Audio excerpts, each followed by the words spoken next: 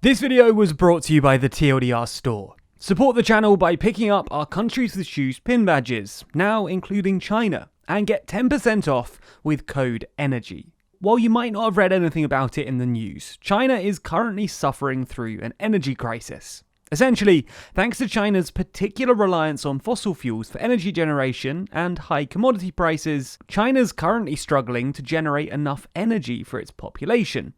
Over the past month, at least 8 of China's 34 provinces have suffered from some sort of power shortage, with northern regions being most affected. In Yunnan, for example, the CCP has pressured the Yunnan Aluminium Company, a $9 billion metal producer, to curb its output in order to limit energy consumption. In Tianjin, soybean producers were forced to shut down by the CCP for the same reason. The local government in Guangdong encouraged people to set their air conditioners to a minimum of 26 degrees Celsius. And things are even worse in Jiangsu, where some cities have even started turning out their streetlights.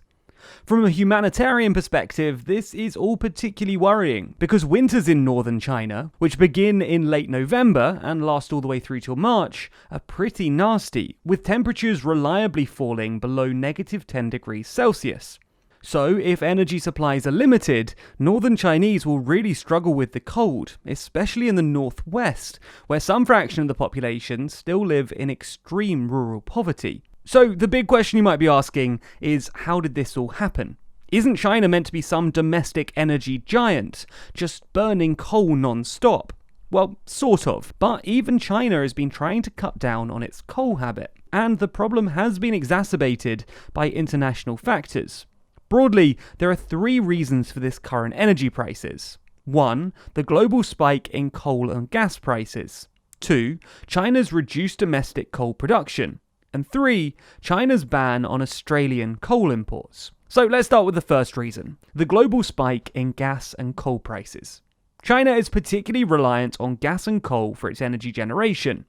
In 2020, about 70% of all Chinese energy was generated by fossil fuels. As you've probably seen in the news, there's currently an international coal and gas shortage, and as a result, coal prices have shot up by nearly 2,000% in the last year, and natural gas has shot up even more.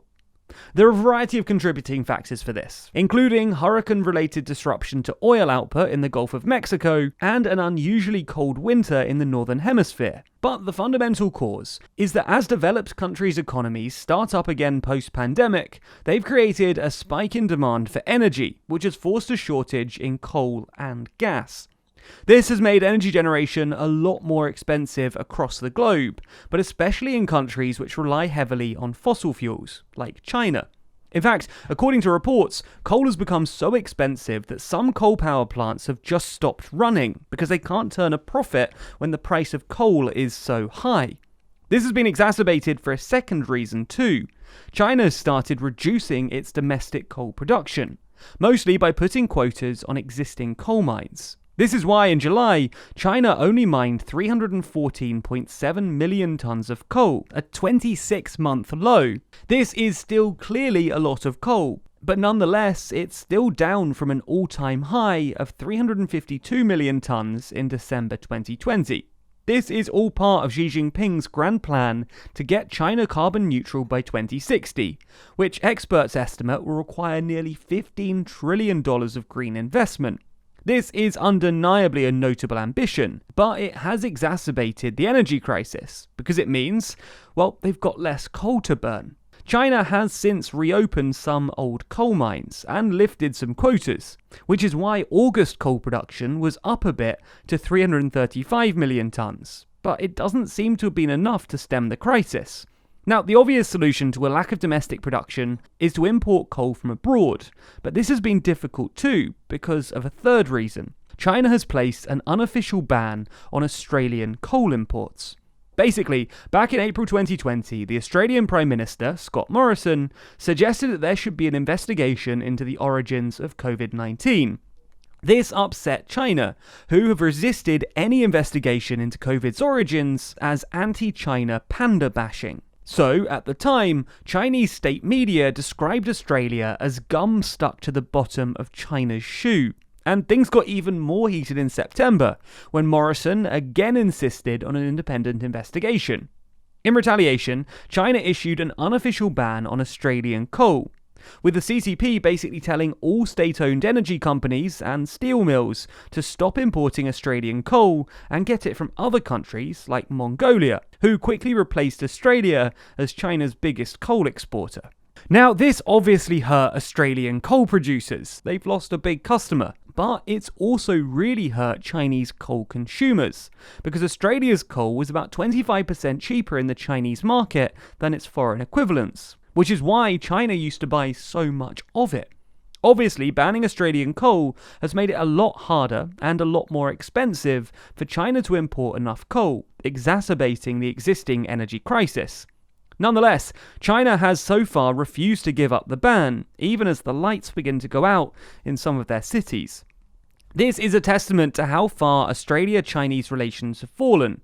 Under the Abbott government, which lasted from 2013 to 2015, Australia and China were on pretty good terms. Defence Minister David Johnson claimed that Australia did not need to choose between the US and China, and Xi Jinping actually addressed the Australian Parliament in 2014 to laud Australia's innovation and global influence, and soon after, the two countries had signed a free trade agreement. Relations have steadily deteriorated since. The Turnbull government challenged China's territorial claims in the South China Sea, accused China of interfering in Australian domestic processes, and banned foreign donations to political parties and activist groups. Then, since 2019, the Morrison government has continued to defy China, condemning China's actions in both Hong Kong and Xinjiang, and insisting on an independent investigation into COVID's origins. The point is that relations have deteriorated impressively quickly. Just 7 years ago, Australia was split between China and the US. This month, it signed a defense pact with the US involving nuclear submarines. Anyway, back onto the energy crisis. The long and short of it is that China's energy crisis is partly a function of the global commodities crisis, but it's also been exacerbated by domestic decisions. So what happens next? Well, it's an interesting one. Some analysts expect the current gas and coal shortage to last a few months, which means that the current crisis could be prolonged. In fact, one Chinese power company said that it expected power cuts to last until spring next year, saying that unexpected outages will become the new normal. But that post has since been deleted, presumably under pressure from the CCP. But if the energy crisis does persist, then what can China do?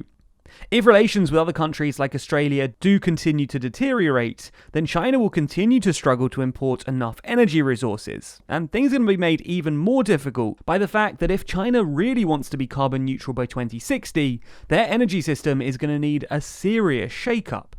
Obviously, this isn't a China-specific problem, but doing so, and therefore solving the climate crisis, is a lot harder when you're also refusing to trade with other countries. But what do you think? What will happen next, and how should China and the world react to crises like these? Comment your thoughts down below. As I said at the start, you can support the channel by checking out our high-quality enamel pin badges. And like I mentioned, we now even have a China pin. However, if that's not to your taste, we have about 60 other countries, so odds are we probably got one you like. So support us and your country, or countries you visited, by clicking the link to the store below. And don't forget to use code ENERGY for 10% off. As always, be sure to subscribe to the channel and hit the bell icon to be notified every time we release a new video. Special thanks to our Patreon backers who make videos like this one possible. And if you want to see your name at the end of videos, then you too can back us on Patreon. The link to that is in the description.